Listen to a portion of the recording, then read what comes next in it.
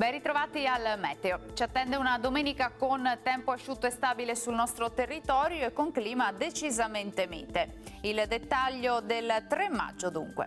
Sul Veneto sarà una splendida domenica soleggiata su tutti i settori, non sono attese piogge degne di nota e il cielo si presenterà sereno o al massimo con poche nubi a carattere sparso.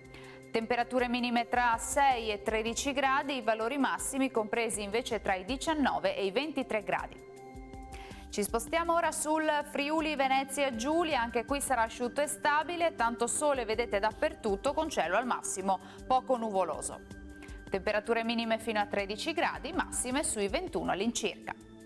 Infine uno sguardo alla situazione del Trentino Alto Adige, protagonista sempre il sole, anche qui con cielo sereno e senza piogge. Temperature minime sui 7-9 gradi, massime fino a 21-22 gradi.